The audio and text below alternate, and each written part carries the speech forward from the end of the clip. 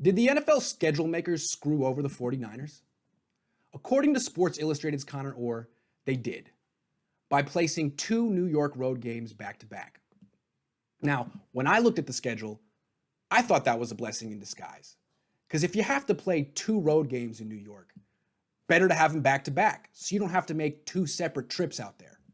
If they're back to back, you make one trip, you spend the week on the East Coast between games, adjust your body to East Coast time, and the second East Coast game feels like a home game. But Connor Orr brings up a fascinating, brilliant point.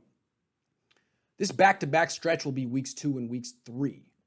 That's September 20th to September 27th, right when there could be a second wave of the coronavirus outbreak.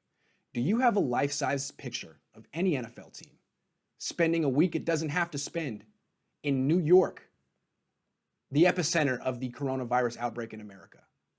Not on your life. I hadn't considered the coronavirus factor. It's a great point by Connor Orr.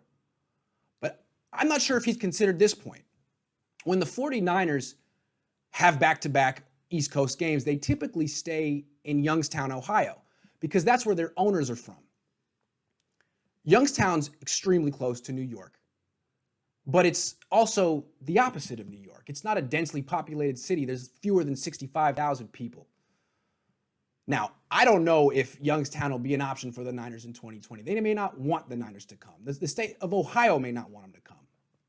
If the Niners are invited to Youngstown, that's where they'll go. And this back-to-back New York road trip won't be an issue. They'll beat the Jets, go to Youngstown, practice, come back to New York, and beat the Giants.